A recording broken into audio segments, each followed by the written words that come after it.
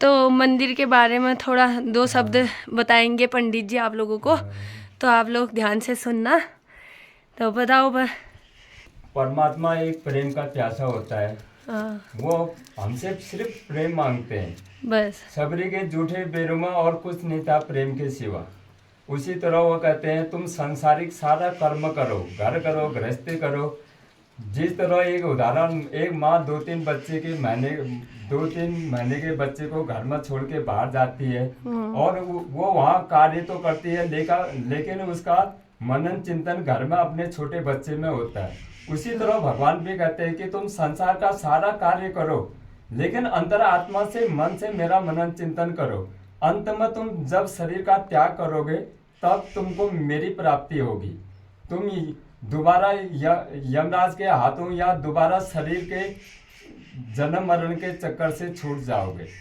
और दूसरा, हमें भक्ति किस तरह करनी है, जैसे हम खेत में एक पेड़ लगाते हैं, उसके साथ मेहनत करते हैं, चाहे वो आम हो, केला हो या धान हो, गेहूं हो, उसको हम रोपण करके उसके साथ मेहनत करते हैं दिन रात, तो एक दिन वो हमको फल फूल देता है। उसी तरह हमने राम रूपी बीज को अपने हृदय में धारण करके उसके साथ मेहनत करनी है, उनका मनन चिंतन करना है, उनसे प्रेम रखना है। एक दिन हमको उनकी प्राप्ति, जब हम शरीर छोड़ के जाएंगे तो हमको उन्हीं की प्राप्ति हो जाएंगे, यानी वो अपने धाम को हमें अपने जहाँ उनका देवलोक है उसी देवलोक में स्थान देते हैं। हाँ। हमें भक्ति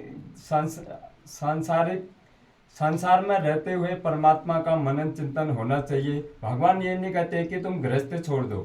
अगर गृहस्थ ही छूट जाएगा तो भक्त और संत कहाँ से पैदा होंगे।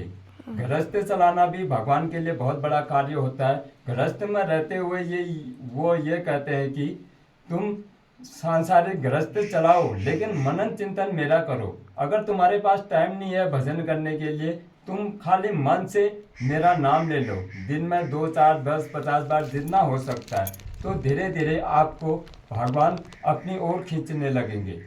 तीसरा, जो आत्मा, जो शरीर है वो माता पिता का अंश है, जो उसके अंदर बैठा है वो परमात्मा का अंश है, यानी वो परमात्मा की संतान है। उस परमात्मा की संतान से हम अगर प्रेम रखेंगे, भगवान हमको अति शीघ्र मिलेंगे। जिस तरह हम किन्हीं के बच्चे से प्रेम करते हैं तो वो हमसे और भी ज़्यादा प्रेम करते हैं। उसी तरह जो ये शरीर के अंदर बैठा है वो परमात्मा की, भगवान की संतान है। अगर हम सभी जीव प्राणी मात्र से अगर प्रेम रखेंगे तो हमें भगवान की जल्दी प्राप्ति होती है। जय श्री राम। जय श्री राम।